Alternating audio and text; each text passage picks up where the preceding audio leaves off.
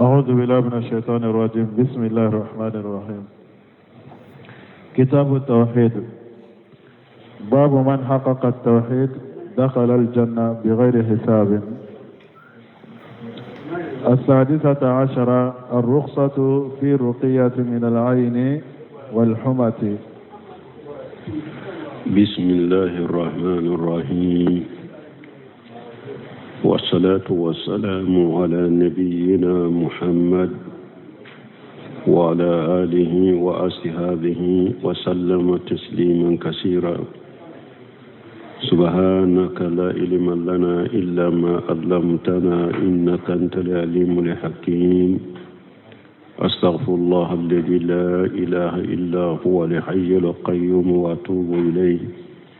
اللهم انفعنا بما علمتنا وعلمنا ما ينفعنا وزدنا علما.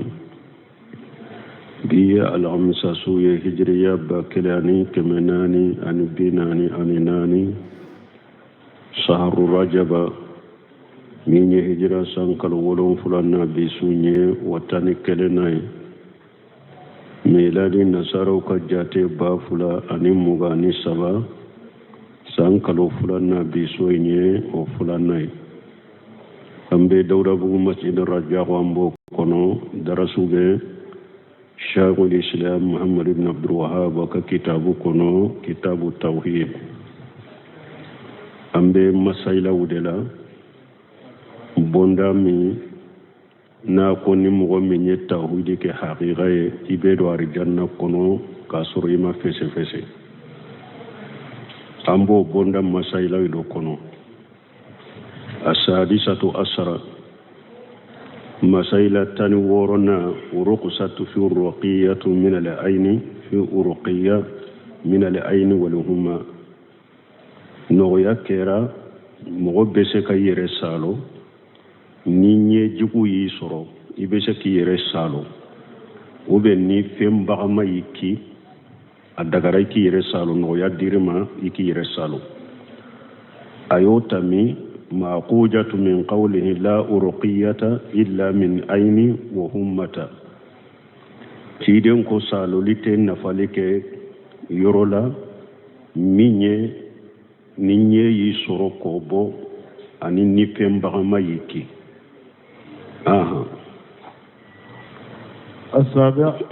السابعة عشر عمق علم الصحابة لقوله قد أحسن من انتهى إلى ما سمع ولكن كذا وكذا، فعلم أن الحديث الأول لا يخالف الثاني. 17 من يتني ولون فلنا أمقن إلم السلف من يسلف كدوني دوني نينيو يرانا أن يدو حديثين كنو كسلف كدوني كدو لقوله أكاكما كسو قد أحسن من انتهى إلى ما سمع. ني أبو شهيد بن جبيري نا يا فوي كوني نمي سيرا إما دري لمي سيرا إما ني بارك ناي كوياني ولكني كجا وكجا من نفنا بنيندو أنني فعلم أن الحديث الأول لا يخالف الثاني. donc Sayyid ibn Jubair yado hadisa folo ani hadisa fulana utenyo soso Husaini ye ayere salo ni hadisa minye kadelaki ni hadisa minye ni Abu Sayyid ko Husaini ye delake minye kanyini mugofe ko aka ale salo ale ye delake ni hadisa minye ani Sayyid ibn Jubair ye delake ni minye ko tiden ko kasaloli nyini mugofe akonendo ko hadisa nunu utenyo soso munna parce que Husaini ta ale ko ale yere yere salo Husaini ta akwa yere salo Abu Sayyid tabe munka Sayyid bun Jubair tabe jumanka ikana anyini mugode fa kisalo wala hadisa nunu tenyo nguli li anna qawluhu لا أرقية إلا من عين أو همة لا يغالف ثاني. parce que ni hadisa min nana ko saloli tele saloli min ben nafalike kanya tabo ni nyayi mina ube fembagama la yuqalifu saniyati hadisa fulana isoso lianna sani inma huwa fil istirqai hadisa fulana be mun ka kanyini mogofe akisalo wal awwalu fi ruqiyya hadisa fulo imbe saloli yere de kadro saloli hadisa fulo be saloli de ka hadisa fulana bakare kanyini mogofe akisalo fal insani ja atahu man yurqihi ولم يمنعه فإنه لا ينافي قوله ولا يسترقون لأن هناك ثلاث مراتب donc hada maden ni mo nanima ko abisalo nima tigibali ika salo lima donc oni hadisa inte nyogonguli parce que nin ko de wala yastarquna ku ta nyini mo de fa ku salo mais ni ema nyini mo fe mo yere de nana ko abisalo nima bali donc ote ebo hadisa inkono oni hadisa inte nyogonguli parce que min ni yoroye saloli yoro min fule ni martaba sabadero al martabatul ula an yatliba man yurqihi wa haja qad fatahu likamalu martaba folo e ka nyini mo fe ko karasan salo ni tawakkulu dafalen de yiddan ni yorola mana Allah hala dafalen yidda ni yorola al martabatu saniya martaba fulana alla nyamuna man yurqihi ni mo min ko abisalo itabali wa haja lam yafutuhu al kamal nin tigi tawakkulu dafale mataka nin tigi da li'annahu lam yastarqi wa lam yatlibu parce que ema anyini mo fe ko akisalo ima salo linyina fe e fana nin te dafale ge kabo e fana bolo al martabatu salisatu المرتبة الثالثة مرتبة سبنا أن يمنو من يرقيه وهذا خلاف السنة نمو من نانا كو أبي سالو إكا تيجي بالي كو كنين سالو نين نينك يسنة سوسويا فإن النبي صلى الله عليه وسلم لم يمنو عائشة أن ترقيه parce que تشيد مامباشة بالي أمباشة يتشيدن سالو تشيد مامباشة بالي كو كنا سالو وكذلك الصحابة لم يمنعوا أحدا أن يرقيهم أبو توكلين لا سيبا فنا ما مغشبالي ni mo min ko abu salu ma mo sibbalu ka salu lila لأن حاجة لا يوسر في التوكل parce que ninte no sito ikatawakkulu la mana ninte foi ke ikatawakkulu la quoi ni mo yere de na ni mo yere de nanima ki salo o te foi tinya ikatawakkulu donc adonna sisa minye hadisa folo nye Hussein ka hadisa ani Sayyid ka hadisa Sayyid bun Jabir ka hadisa utenyo nguli Hussein ka hadisa be saloli de ka donc o Sayyid ka hadisa de ba ka de ikana saloli nyini mo de fe الثامنة عشرة بعد السلف عن مدح الإنسان بما ليس فيه. الثامنة عشرة مسائل تنسجنا بعد السلف عن مدح الإنسان بما ليس فيه. سلف يرمى جلنينو هذا مدى جوغو من تيلا كي تنونوه سلف بو يرمى جنيا كبوما كو تنوني فنيه كسر من تولا kutanuni batoy kasor bato mi umake sarafu tumbu yoroma janya ola yoroma janya len tundo ola yukhaju min qawli ambata Husainu kakumala amma ana lam akunu fi salati walakin ludukuti amma anni lam akunu fi salati walakin ludukuti tumami akod dolo min binna jonya yesufe akonne akomen tunte sallila de بغى فندو دي ينسو لأنه إذا كان أرى الكوكب الذي أنقذ إرساجما أن يكون يخجانا بس هجين فلك من فوق كود دولو بيني كو عليو يه سوفلا لا وبمونيرا أبايرا دي قوات تنبا نيالا دولو بينا كاتو أنيادلا إما أن يصلي وإما أن يكون له سقل آخر إما دولو نياسورا نيالا أبي سلي وبي أبي سقل ورلا ومن يكون لديه مانع من النوم وبالبليل فين دو بمن يبالي سنغلا parce que hada maden ko ni sube degere do la ko do kera yisoro nyana imma ibe salli de la ube ibe sugula werela ube balili fendo de yisoro min yibali sinola donc o do yato tumami Hussein ko aya ale soro anyel nyana aya a foka daka ko me ale tunde salli la de pour mogo kana tanu ka fenjate ka jate minani bato de bato mina tuntake donc ko baka fendo de yinki ntumbi nyana ode la ode yato ni dolo imbinto ye me sallite donc ni nyaayira ko sarafu salihu u yoro majjanyale ndo kat ku yeretanu ni fenye femintula التاسعة عشرة قوله أنت منهم علم من أعلام النبوة. التاسعة عشرة تاني كنتنا قوله أنت منهم تيدن كما ناكو أنكاسة ما أكو إبولا علم من أعلام النبوة نيني تيدن كالنبي ما يكتا مسيدودي يعني دليلا على نبوة رسول الله صلى الله عليه وسلم نيني دليلا تيدن كالنبي ما ينكا تيدن سبت الله وكيف ذلك دلالو تقولي لأن أنكاسة بن مثل رضي الله عنه بقي محروسة من الكفر حتى مات على الإسلام بس أنكاسة بن مثل أتنغالين تورا لا يتنغا كبو كافريا ما فوق تاسا سلامياكا كيدين كوابي أرجانا دونا أو أيفهم في مفنانيانا ميا جينا كونو ألا يتنغا كبو كافريا ما فوق تاسا سلامياكا فيكون في هاجا ألم يعني تامان سبننا دليلا من دلائل النبوة رسول الله صلى الله عليه وسلم تامان سبن دليلا بننا كتيدين كالنبي نمايا كايرانا هاجا إن قلنا نيجد ننكو إن لجملة خبرية ليست جملة دعائية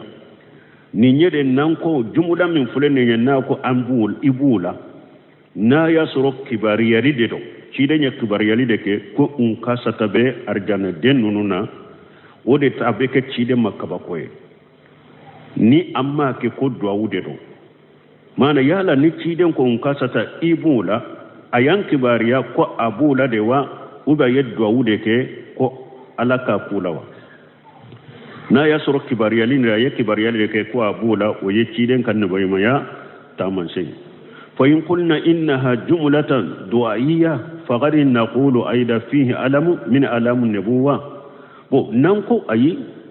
kuma min fulen ne jumla min fulen ne ciden ye du'awu de kai bo tusru ta mansedo kata ciden kan nabi mayama munna anna allah astajaba da'watu rasulullah sallallahu alaihi wasallam akan nabi mayata mansedo chogodi amba fo ala ye ciden ka du'awu jabi na ko unkasatuma ala kike ula ala yakula nin fane ciden ka nabi mayata mansedo ye tuguni parce que ala ye ciden ka du'awu jabi lakin istijabatu da'watu laysat min qasa'is al-anbiya min yadwa wujabi koni o makere kerani nabi nyuma doronye da'watu rasulullah sallallahu alaihi wasallam o makere kerani nabi nyuma doronye faqad tujabu da'watu man laysa bin nabiyyi alabe mogodo ka dwa wujabi min te nabi nyuma wa hina yaji la yamkun an takuna alaman min alamun nubuwa illa haythu jalina li jumlata khabariyatil mahada wala donc kuma inte se ka ke ciden kan nabi ma yatta man sey ko an ka ke ni kibariyali de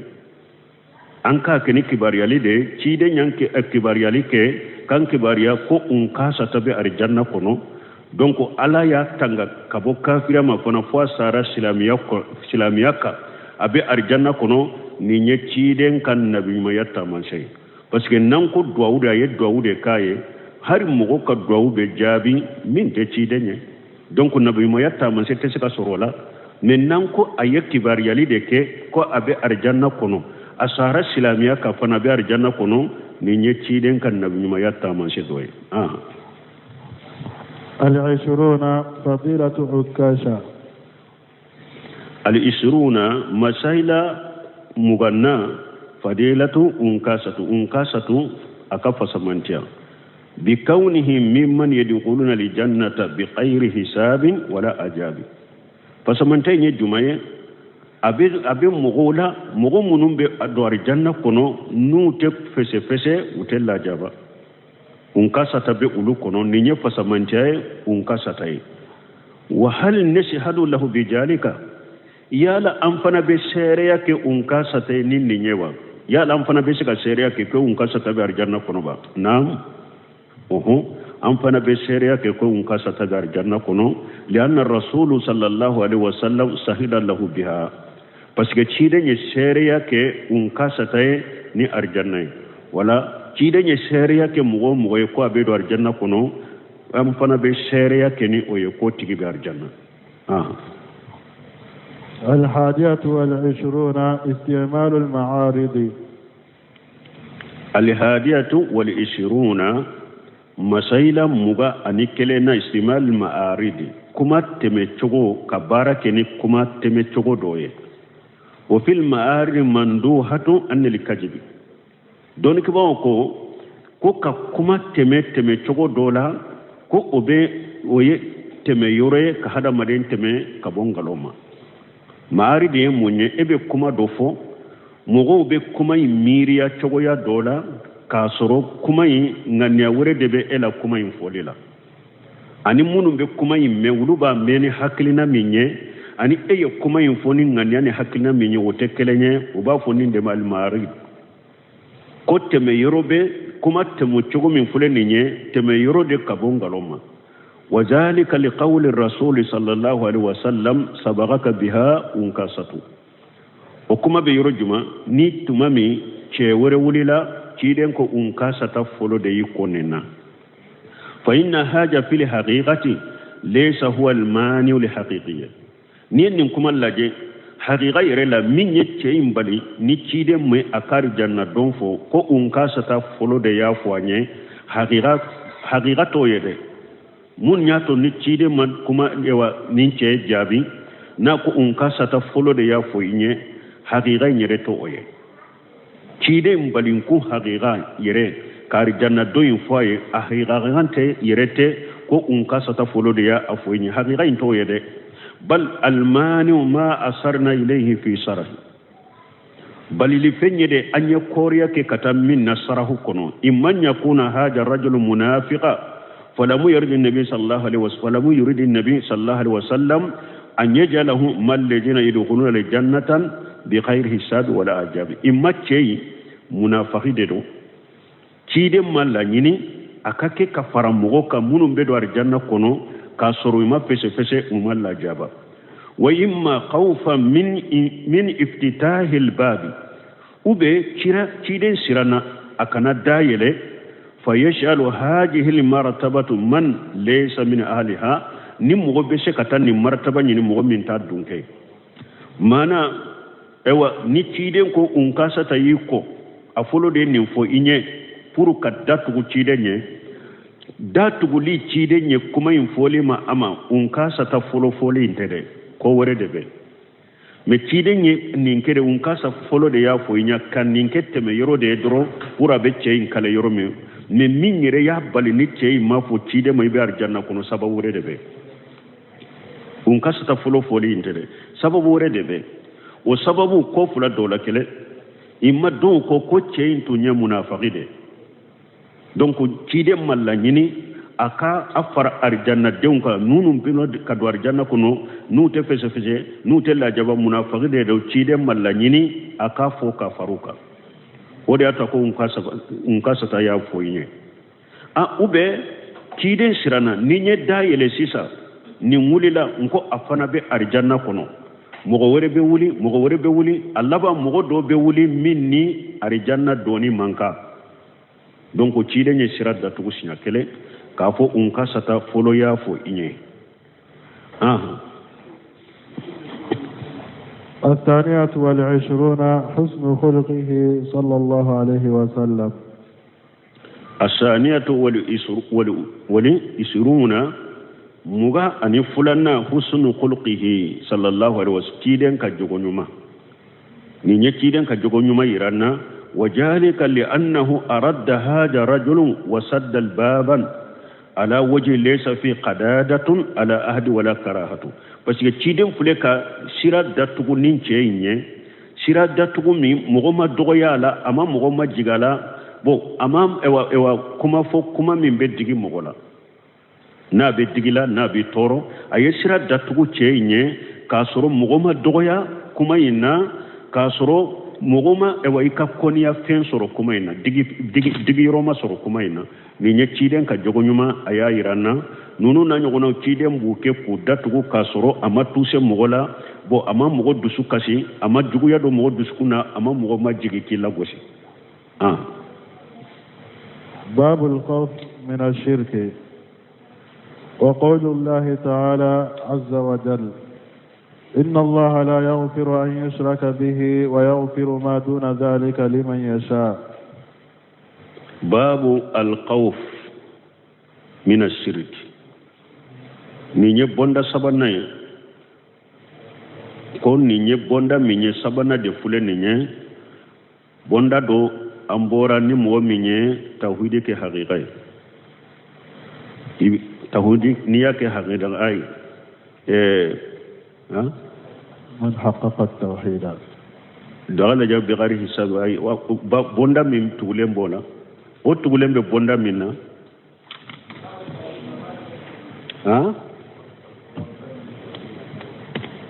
بابو باب التوحيد وما يكفر من الذنوب ولا بابو توحيد فضل التوحيد وما يكفر من الذنوب ويبوندا فلو بوندا فلانا باب من حقق التوحيد دخل الجنة بغير حساب نيني بوندا سبنا في الباب الأول ذكر المؤلف رحمه الله تحقيق التوحيد وفي الباب الثاني ذكر أن من حقق التوحيد دخل الجنة بغير حساب ولا عذاب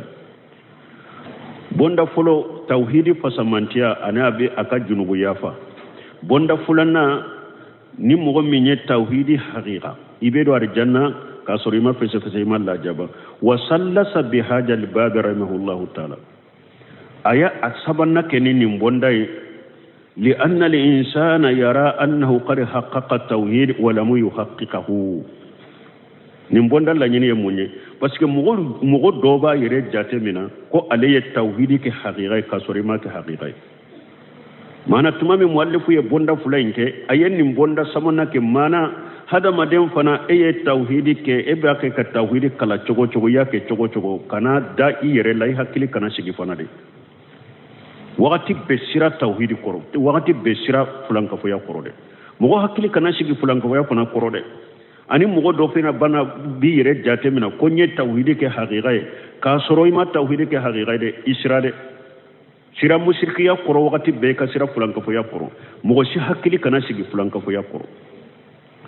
وديا توغتي بيوبيسي وصال فوزاني كم من سعودية أو كجمانا دولة التوحيد فهم بالتوحيد ni hari sammunna be tawhidi kala hari sammunna abe tawhidi kala ako ambe tawhidi kala de kam mugo lakala tawhidi la de kam mugo lakala shirku la de puru ni ma fendo anyema ibeta biya ko ako ma huje fata bun yamani ako mugo to tumbe ciiden nyinin ka hera de la na le tumbe ciiden nyinin ka bone de la kana ta biya ko fo wakati be ka shirku kala ka nyedore I ka shira shirku nyede fana wakati be mo si kana daire la donc ayani o data yeni mbonda ko babun al khawf min ashirki on ni nyebonda ko ka shira mushriki ya krode kana daire la de kana jate mina ko ne tawhid ka haqiqa de ki sigite de wakati be foy ka tawhid nyanyini de wakati be foy ka shirku nyanyini ka do de ki yere ko sama de هذا مدين كسر مشركيان مغشي حكلي كنا سيجي مشركيان ولهذا قال بعض السلف نيند كوتو سلف دوكو ما جاهدت نفسي على شيء مجاهدته على الإخلاص أكو علي ما يري جيجا بارا شيلا أيا يري جيجا منك برو أكاد دسكم بسكا كلاش على يتشغو ميدي كو علي يري جيجا منك أولا كو أمو يري جيجا نيغونا كي بارا شيلا على كولا دسون كلا سكا جلت كي يركرو سي شركو ما كجلت وذلك أن النفس متعلقة بالدنيا تريد حجوجها من المال باسكو نين فلي نين ديلولين دبي جينيا لا كوي ni adilo lembe jiala abe jinya joyoro ani jinya niyoro na folon aw jahi darajaw aw riyasati nyemayaw nin kadi nunyede jinya kan na folon jinya ka daraja jinya ka nyemaya o kadi ninye qad turidu bi amali li akhirati dunya o be ke sababu hada maden kala gara bara do be se ka jinya ni nay wa haja naqsu fil iqlas nin ni nyem mo fana so ni nyen na kasida e kaddu sun kalasila wa qalla man yakunu qaraduhu al akhiratu fi kulli amalihi awa mo kaddo ko fana mo mi akabara ke tabbe aka bato be na kala nyini be ke la gara kelem pewde o mo kaddo ko ولهذا أعقب المؤلف رحمه الله ما سبق من البابين بهذا الباب وهو الخوف من الشرك ninde koso min ye kitabu wala habagai babu fula min temena ayen ni babu tugu uka ko hada maden ka sira mushriki yaye sira fulan ka foya nyede haram maden shi hakili kana sigi fulan ka foya koro wa qawluhu ajja wa jalla ayalaka kuma natala akwala ko inna allaha la yaghfiru an yushraka bihi ko alate ya fa ni mo min ye fulan na fara alaka mushriki yake ko alate ya fima mushrikiya an konnoniya fula de don shirkul akbar anoniya fule munye fulan kafuya kumbaba wa huwa an yaj'ala al insana lillahi nidda fi rububiyyatihi wa uluhiyyatihi wa asma'ihi wa sifatihi shirkul akbar ya munye hada madenka bato fe ngure fara alaka ika fe ngure fara alaka aka dalila ika fe ngure fara alaka aka batolila ika fe ngure fara alaka aka togola ika fe ngure fara alaka aka mankutula ubafo ninde ma shirku al akbar fulan kafu yakum baba fulan na yejumaye shirku al ashar fulan kafu ya fitini wa huwa ma ata fi an-nusus annahu shirku wa lam yasilu ila hadd shirku al akbar shirku al ashar yamunye dalilan nana ayaw nana ka ko min ke fulan ka foyay ubi hadisan nana ka ko do ke fulan ka foyay me uma junubu fana she fulan ka foya kumba ba junubu dagarema uba fu odema ko shirku al asghar mana shirku al asghar ya sirade na bi samakata shirku al akbar ma aka junubu daraja ma se shirku al akbar ma me sirade do na bi se shirku al akbar ma masala iriya yira fitinu ube kakalini fengore minte alay donc nonu ye fulan ka fuya fitinu donc na ko inna allah la yaghfiru an yusraka bihi ni mo ye mushriki yake ka fulan ka foya ke ka fen far ala ka ala te yafima bo yala ni ala te fulan ka foya yafa yomal kamado ni mo mi sara mushriki yaka fulan ka foya ka ina sira lagara ala ta yafima yala fulan kafu yakumba bani a fitini bede rowa ube fulan kafu yakumba bade te yafa me fulan kafu ya fitini koni be yafa so soli nana ala doni ke bawo bolo minya shaykhul islam bunte miya ayayira ako fulan kafu yakumba bawo fulan kafu ya fitini ako ni sara ka yomul kamado ala ta yafiye ko munna ko pasala ko inna allaha la yaghfiru an yusraka bihi kon nekira dur fi siyaq li aya nekira ama fulan ko foya bo fulan ko foya la nekira de do ala ko de do ko mo sara fulan ko foya kayna sirani ala manta yafa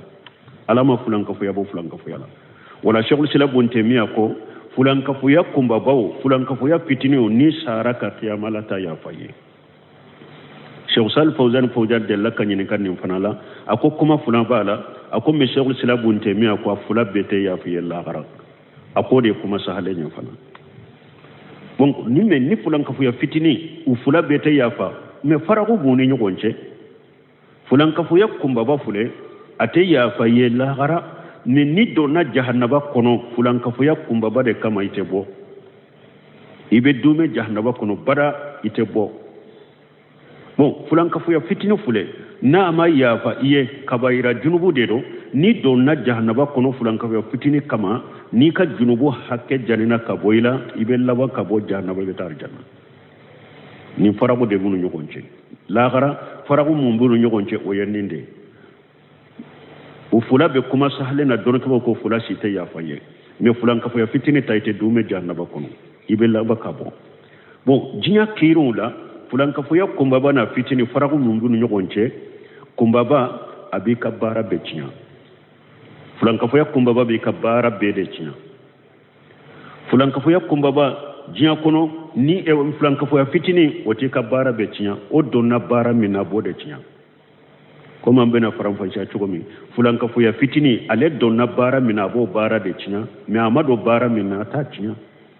mais fulankafoya kunbaba bi ka baara bɛ tiɲa bon fulankafoya kunbaba a b'i labɔ silamɛya kɔnɔ pewu a b'i labɔ silamɛya kɔnɔ pewu mais fulankafoya fitini a t'i labɔ silamɛya kɔnɔ diɲɛ an bi kɔnte silamɛ kabayira junubutigi de ye ni fulankafoya fitini b'i bolo i ma bɔ silamɛya kɔnɔ u ka farago dɔ ye nin ye u ka farago fulana fulankafoya kunbaba bo o b'i ka furu sa ni fulankafoya kunbaba b'i bolo ni ye cɛ de ye silama muso min ye tawhiditigi fulankafoya t'a bolo a wajibi a k'a ka furu sa ka bɔ i bolo a tɛ bɛn musiriki bo mumini muso tawhiditigi a tɛ bɛn i ka furu musiriki ma a b'i ka furu tiɲa donc fulankafoya kunbaba bo fulankafoya fitini ate a wajibi ka ko furu ka sa parce que a tigi ma bɔ silamɛya kɔnɔ fulankafa fitini bɛ min bɔra ma bɔ silamɛya kɔnɔ a t'a wajibi ko furu tɛ bɛn ani ɲɔgɔn cɛ mais ni yɛrɛ y'a dɔn a jogo tɛ yɛlɛma ni ko n tɛ se ka sigi ka fara kan a daraka i ka furu bɔ mais fulankafoya kunbaba kɔni furu tɛ ɲa la n'a kunbaba sabatira bolo fulankafoya kunbaba n'a sabatira bolo ni sara i tɛ kɔ i tɛ kasankɛ an tɛ salli kan t'i don silama kaburuso la an bɛ taa yɔrɔ dɔ la dɔrɔn ewa kungo kɔnɔna la ka taa dingɛ dɔ sen i bɛ kun min na dɔrɔn k'i su bɔ an bolo mais an t'i ko an t'i kasan kan tɛ salli kan ewa duwawu t'i yafa ɲinɛ fana mais fulankafoya fitini a tigi ma bɔ silamɛya kɔnɔ n'a sara an b'a ko an b'a kasan kan an bɛ duwawu k'a ye an bɛ taa a su dɔ silama kaburuso la faraku b'u ni ɲɔgɔn cɛ diɲɛ faraku b'u ni ɲɔgɔn cɛ lahara donc mais aya kɔni y'a yira k'u fula bɛɛ de tɛ yafa aya sama cogo ani sɛgulu sera buntɛmɛ ye min yira a kunbaba n'a fitini a si tɛ yafa mais yɔmɛlɛ kiyama dɔn kunbaba ni donna jahanaba kɔnɔ i tɛ bɔ fitini ni donna jahanaba kɔnɔ o kama n'i ka junubu hakɛ janna ka bɔ i la i bɛ bɔ i bɛ taa arijanna wa yaghfiru ma duna dhalika liman yasha mais junubu min bɛ fulankafoya kɔrɔ ala bɔ yafa mɔgɔ ye min ye ala cɛ kabayira junubu fulankafoya kunbaba yɛrɛ fɔlen n'an ko a ta yanfa n'a fitini bɛɛ lagara o ye de ni sara ka de mais ni mɔgɔ tubira ka bɔ junubu la junubu kɛra cogo cogo diɲɛ kɔnɔ ni tubira ka bɔ la ala bɛ yafa ma de yafabaliya in ye de ni sara ka ina sera lagara mais diɲɛ kɔnɔ ni tubira sani saya k'i sɔrɔ ala bɛ yafa qul ya ibadiya allazina asrafu ala anfusihim la taqnatu min rahmatillah inna allaha yaghfiru dhunuba jami'a ala ko cide ma a fɔ n ka jɔnw ye minnu dan tɛmɛna u yɛrɛ ka junubuw kɛ k'u kana jigi tigɛ ni ala ka nɛɛma la ni ala de bɛ junubu bɛ yafa donc hadamaden ɲɛnama ni tubira junubu si tɛ ko ala t'a yafa k'i to diɲɛ ɲɛnamaya la junubu si tɛ bonya ala ka yafali ma mais nunu ye de ni sahara ka de qiyama donc ala ko ni mɔgɔ ni junubu min sera ale ma qiyama min bɛ fulankafoya kɔrɔ ko ale b'o yafa mɔgɔ ye liman yasa mɔgɔ min ye ala diya a b'o yafa i ye maana kabayira junubu tɔw junubu min tɛ fulankafoya ye ni mɔgɔ min sahara kabayira junubu de kan fulankafoya tɛ ala b'o junubu yafa mɔgɔ ye min ye ala diya imma depuis ewa hadamaden fɔlɔ minnu bɛ don arijanna kɔnɔ ala n'a fɔ karisa i ni kabayira junubu min nana yan ni ala y'i kanu ɲa fara la taa arijanna i na taa arijanna ka fara arijanna dɔnbaga fɔlɔw kan imma i ka kabayira junubu min b'i la ni ala m'i kanu ka yafa i ye i bɛ taa jahanaba kɔnɔ n'i taara jahanaba kɔnɔ n'i ka junubu hakɛ jarina ka bɔ i la i bɛ bɔ ka taa arijanna o ye de ni junubu min kɛ sera lagara ni fulankafoya tɛ bɛ fulankafoya kɔnɔ ni kabayira junubu don donc ni aya ye dalila ye kara du kɛ kawarijiw kan ni mu'tazilaw parce que hari bi dɔ bɛ ŋɔlɛ ka bɔ jamana wɛrɛ la ka ɲininkali kɛ ko yala kabayira junubutigi bɛ don jahanaba ka bɔ wa ko a bɛ don jahanaba ka bɔ ko adelila be qur'ana de la ba ube hadisan ko adelila be qur'ana la de la be hadisala ko kabaira junubu tigi abedo jahannaba kuno kabo doni ke baw ko ba delila tan ni ayala ni ala ko yaghfuru ma duna zalika liman yasha nini kabaira junubu de sera ala ma yawmal qiyamada aba ya fay mo ye min nya jaka ya fayere de pidreti bitar janna ube ni tara jahannaba ni ka junubu janna kabule ina boyna tar janna donc aya nya araddu ke qawarju ko kabaira junubu tigu be kafiri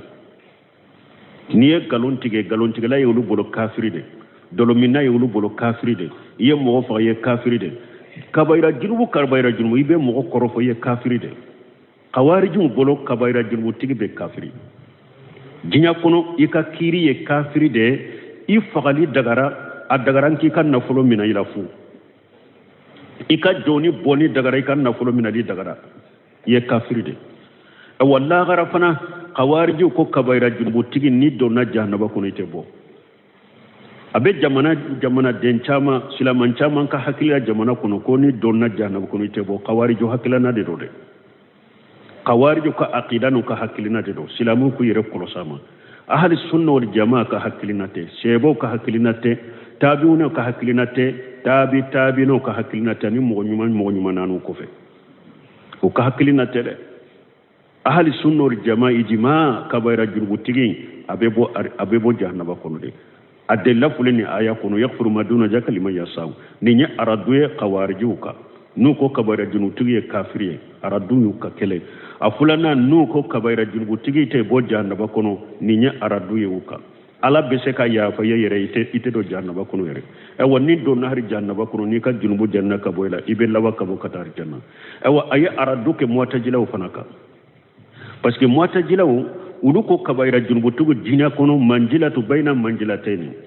jinya kiru ni khawariju bora nyogon koro mu'tajilaw ko kabaira junubu tigi ko ibe joyoro fulani nyogonche manan ta fo ima kafiran ta fo ima mu'mini ko ibe mu'mina ni kafiran nyogonche mu'tajilaw ye kabaira junubu tigi ko ode jinya kono ikakiri me mu'tajilaw fana la gara ka kiri mu'tajilaw ni khawariju be ya hakirina kelenya ola mu'tajilaw fana bolon kabaira junubu tigi ni dona jahannaba kono itebo donc lagara kiri la uni qawariju bebe hak aqida kelena haklina kelena ne ubora nyogon koro jinya kiru de mu be filibanti jama ube mo jama kulu filibanti ube ka ewa haklina anu kaddu sunasini mi qatawdo filido ahli sunnal jama be min ka ode sahalendo donc kabaira junubu tigi abebo jahannaba kono yawmal qiyamah do aha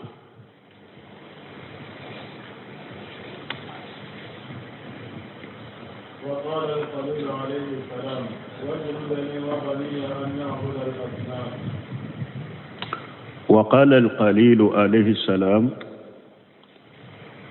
على تري إبراهيم أكو على ككسباك واجنبني وبني أن نعبد الأصنام أن نعبد الأصنام من يمؤلفنا كو أنك سرف لنك فيقرو على آية فرصة دلائي من يؤيرولا parce que ala ko ni mogo ni mushrikiya sera Allah garani ala te yafima donc o fora ko min kama hada maden kelen ka siraw ko de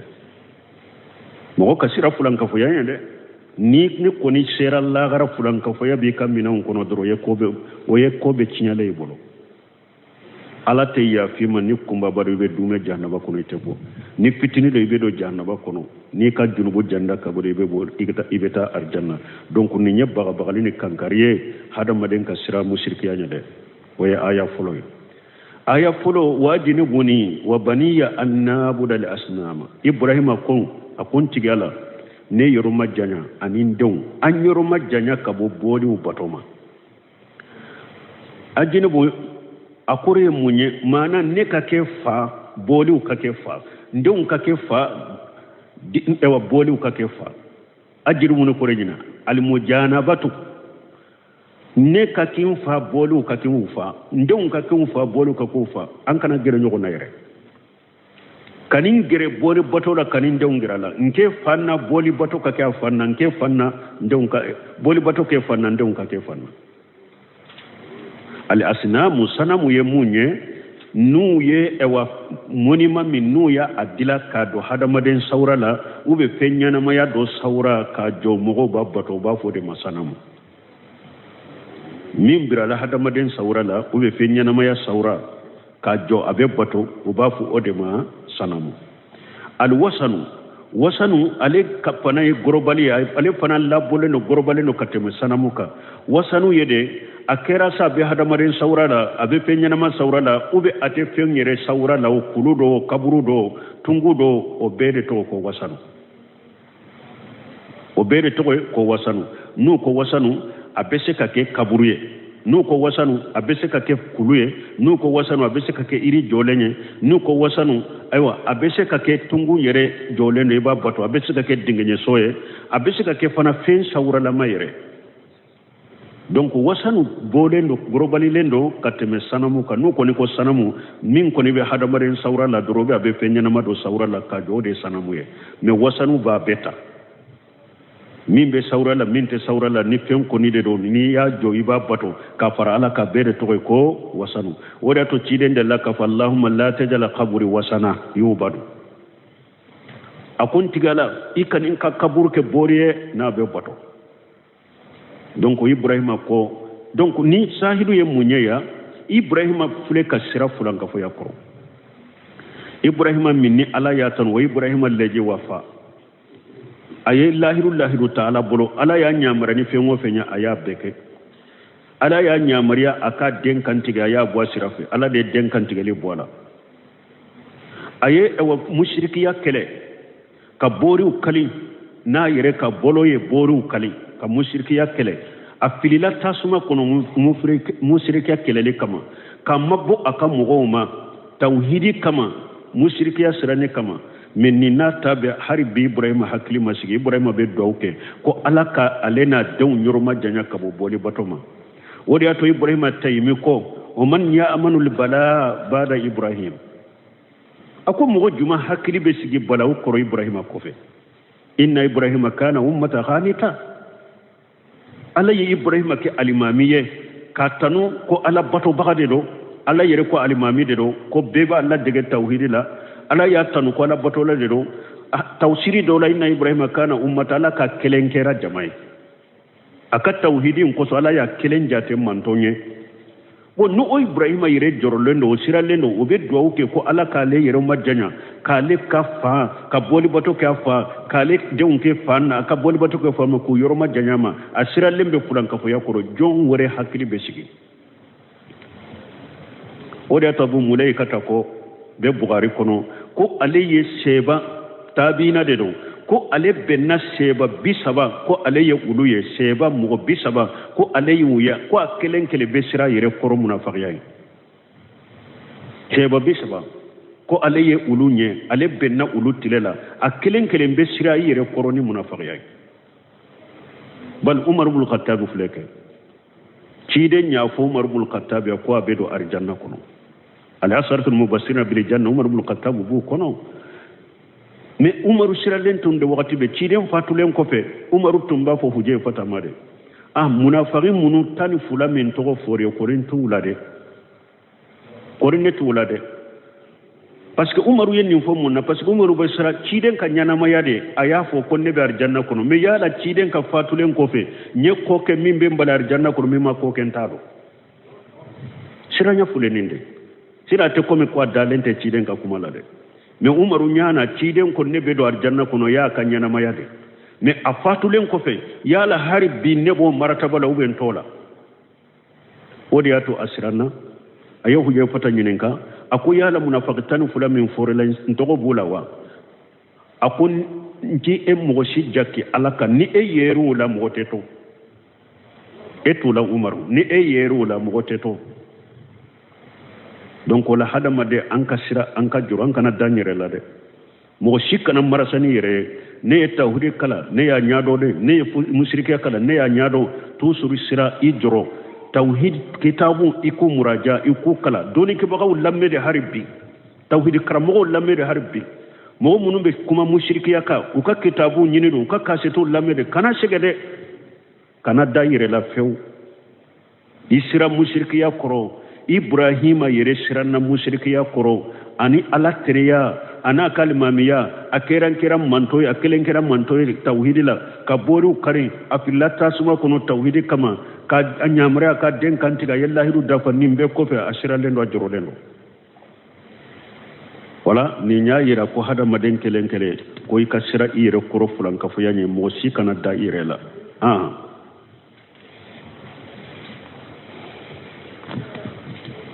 وفي الحديث أخوف ما أخاف عليكم الشرك الأصغر فسئل عنه فقال الرياء. وفي الحديث هربك هذا مدين كسر مشرك يقرأ أدلوا يجمعين آية فلا كلنا أويه حديثا كيدن كو أخوف ما أخاف عليكم الشرك الأصغر كيدن كو سيبو ما دون لا كم بسرا منتم بسرا نمونيه fulan ka foya fitini fasuila anhu wiye ciden yinin ka fulan ka foya fitini ma faqala irriyaw ako yere jira donc ni yere jira anana hadisa warela hadisa laba muallifu ya surunya hadisa laba yomali qiyama do min ni ala be jon sara mogo munun tumbe jiya kono nubu yere yirade ewa ala ba fu yere jira bagawma ayeta mugofe ayawu yere jira munu majiya kono ayeta ulufe ya la be sara soro ufe yawa aka sarate ne ko ni boloya atumba yere jira munu na ayeta aka sara nyin ulufe aka sarate ne boloya alladhi yaqafu alayhi shirkul asghar wa laysa li jami'in nas donc hada made ikanka sira menye o ye fulan ka fuya fitini fulan ka fuya fitini ado ye munye o iriyaw anya amala li yarahu nas iriyaw ye munye yere jira ye munye e ka barake puru hada mogo kiye la lillah ima barake ala kamare e ya barake mogo ka yede wajahiru anna haja la sabili tamthili kidem fule kam min fa yem misaliya de fonye wa illa faqad yakunu iriya wa qad yakunu samaa sino ko fulade do hada marim be sika kodo ka be ke yere jiray hada marim sika kodo ke pour akame me tidenya iriyawun ko shirkul asghar ko kem misali yade yaqsud bi amalihi an yasma'uhu an-nas fayusna alayhi hada maden do be e be sika ewa kuma do fo ikalla nyine munye ka kuma infole la pour mo ka men futan fa haja dakhilu fi riya ni bedo yere jira kono fatabiru bi riya min babi tabir bil aqlabi ni ciden ko riya na ya kuma yin fo ko yere jira aya fore da akacha hada madombe ko ke puru ka yede sino har ni ya ko ke pura ka me katana bede ba kono fa riya anya amala li ibadatan yuridu minan nas an yamdahuhu alaiha riya yemunye hada madenka bara doke e ba fe mo ki tanu barainga iba fe mogo kitanu barainka amma ini arada an yaqtadu bihi fiha falaysa riya bal haja min da'wati ila Allah wa jalla bon ne ni mogo ye bara nyuma doke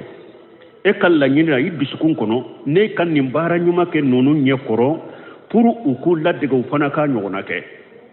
o te yere jiraye o ye dawade parce que tide nyere tumbe salli na be salli chogoira sebawla abe salli dondala ciden salliram min barika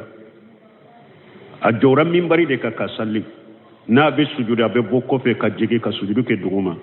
tuma mi salli banna ko falitu haja li ta'attamu bi wa ta'lamu salati salli banne ciden ko nyen ninkede pour akilla de mbake ka ke chogo me anake o chogola bo anin ka salli chogo fana do donc wala ni hada madenye bara nyuma doke mugo nyala e bisukun kono nyen ninke pour nunu fana ka aye ukulla de ko kan nyogona ke kala batonay o te yere jiray o ye dawade ani mugo la kala me bisukun kono niye bara kede pour akaye ikatanude ube ye kuma do fo pour akame ikatanude ninde to ko yere jira wa riyahu yanqasimu bi itibari ibtalihi li ibadati la qasmi ila qismayn ewo yere jira abetila katatila yoroma fula bara uchinyalila kabato chinya ibolo yere yira beta katatila yoroma fula الأول أن يكون في أصل العبادة فلو يرجرك كبتو لسرلا مثلا ولي لا باك كبتوك دبي كبارا من دامناتو يا دامنا يرجراته ما خام يتعبد إلا إريا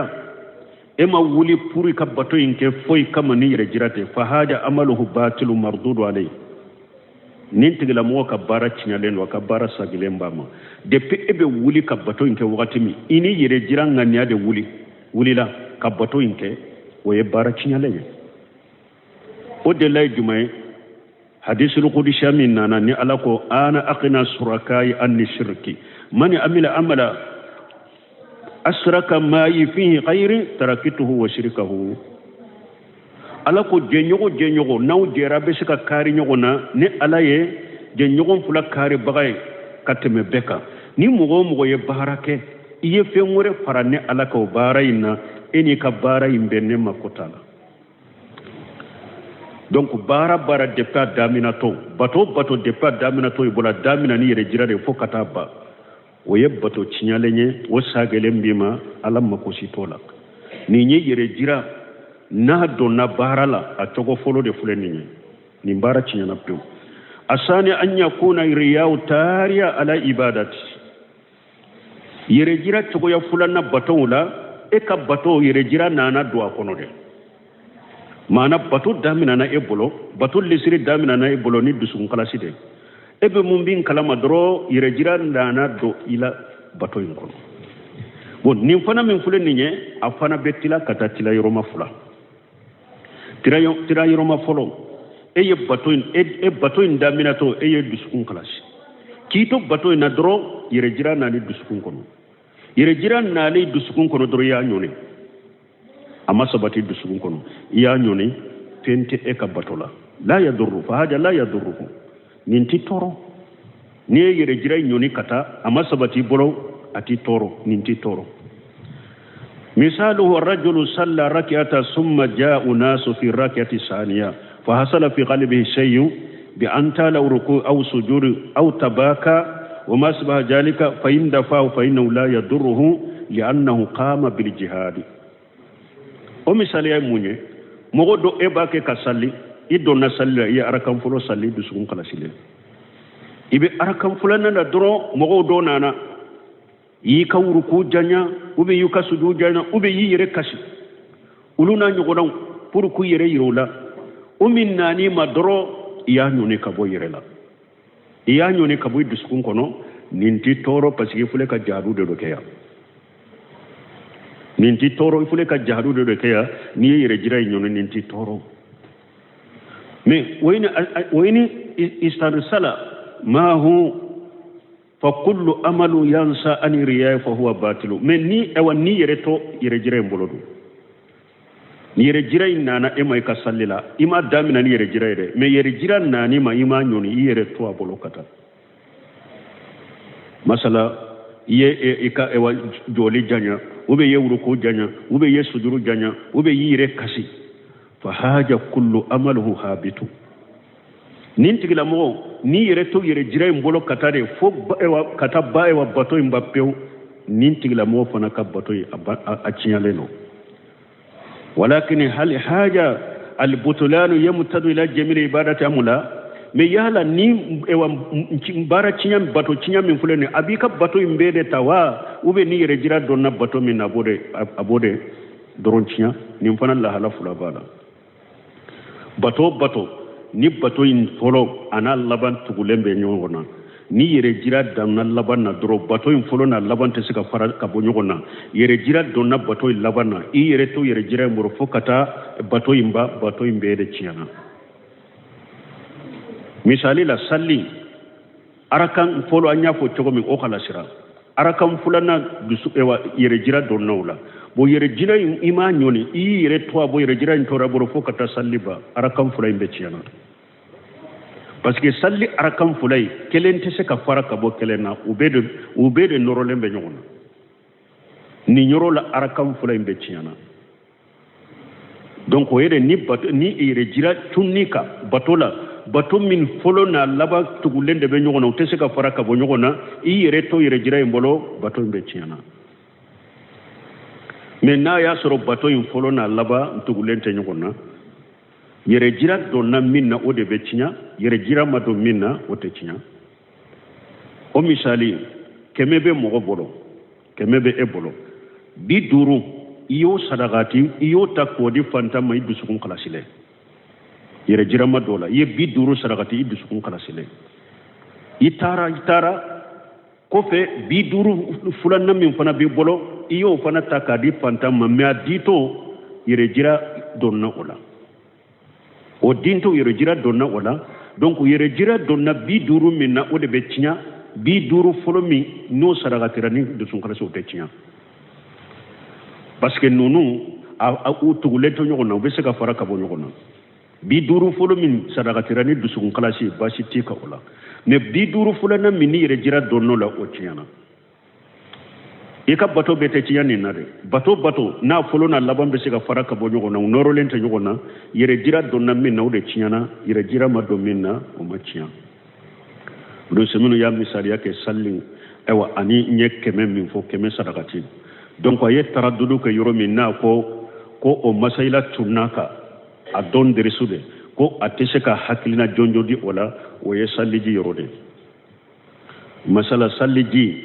a ko e ye salliji ta e ye ewa salliji ta i ɲɛ kora i y'i tɛgɛw ko bon i bɛ masa kana sɛw na bon salliji min ye ewa tɛgɛ kora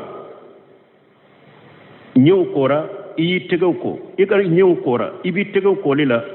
yɛrɛ jira dɔnni la tɛgɛ kɔli la yala an b'a fɔ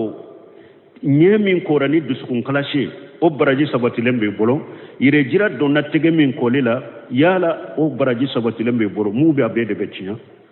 donc a ko nin yɔrɔ la ko a tɛ se ka dantigɛli kɛ nin masayila kan ko nin masayila ka cunna ka wagati de ko a b'a sɛgɛsɛgɛ o de bɛ kitabu in kɔnɔ yan a ko parce que n'i y'a ewa salliji in cogo ye fan dɔ la ani salli in tɛ kelen ye a ko fan dɔ la n'i n'a ni sadakati in fana yɔrɔ lajɛ 100 yɔrɔ lajɛ a n'o fana tɛ kelen ye donc a ko o la o masayila cunna k'a tɛ se ka a ka hakilina di o la donc an ye faranfasiya jɛlen minnu kɔnɔ di olu jɛlen don salli arakan fɔlɔ kɛra ni dusukun kalasi donc arakan filanan yɛrɛ jira nana i y'a ɲɔni fɛn t'i ka salli la arakan fɔlɔ tɛmɛna ni dusukun kalasi arakan filanan yɛrɛ jira nani la i yɛrɛ to a bolo fo ka taa salli ban salli tiɲɛna pewu sadakati 100 b'i bolo i ye 50 sadakati ni dusukun kalasi 50 filanan sadakati tɔ yɛrɛ jira donna la yɛrɛ jira donna 50 min o de tiɲɛna 50 fɔlɔ min sadakati ni dusukun kalasi fɛn tɔgɔ la donc yɛrɛ jira pour a k'i ka baara tiɲɛ a fana tilalen don ka taa nin tila yɔrɔmaw de la an ye fɔlɔ fɔ aw ye fɔlɔ depuis bato daminɛtɔ n'a daminɛna yɛrɛ jira de fo ka taa ban o bato tiɲɛlen don pewu an ye a daminɛ o de la filanan de ye i bɛ bato de la daminɛ ni dusukun kalasi yɛrɛ jira nana cogo kan n'i y'a ɲɔni baasi t'i ka bato la n'i yɛrɛ to a bolo o bɛ tila ka taa tila yɔrɔma fila bato min fɔlɔ n'a laban bɛɛ bɛ tugu ɲɔgɔn na de ni yɛrɛ jira nana laban na i m'a ɲɔni i yɛrɛ to a bolo fo ka taa bato in ba bɛɛ tiɲɛna bato min fɔlɔ n'a laban bɛ fara ka bɔ ɲɔgɔn na yɛrɛ jira donna min na o de bɛ tiɲɛ yɛrɛ jira ma don min na o tɛ tiɲɛ ala kulli hali muhimu ye mun ye an ka sira musirikiya ye hadamaden si hakili kana sigi yɛrɛ kɔrɔ an ka sira musirikiya ye ciden yɛrɛ filɛ k'a fɔ ale min ye nabi ɲumanw bɛɛ ka ɲɛma ye adamaden bɛɛ ka ɲɛma ye a ko ale bɛ sira an ni min ye ko fulankafoya fitini ko a siralen b'an ni fulankafoya fitini kɔrɔ dɛ u ko fulankafoya fitini ye mun ye a ko yɛrɛ jira ciden ɲini bɛ jɔrɔna min na ka sira min kɔrɔ mɔgɔ juma hakili bɛ sigi o kɔrɔ donc an ka sira musirikiya ɲɛ dɛ an ka sira fulankafoya ɲɛ dɛ a kunbara na fitini mɔgɔ si kana da yɛrɛ la wagati bɛɛ ala de deli ala k'i dusukun kalasi ala k'i dusukun sabati dɛ وقت الشراء سبحانك اللهم ربنا وبحمدك أشهد أن لا إله إلا أنت أستغفرك وأتوب إليك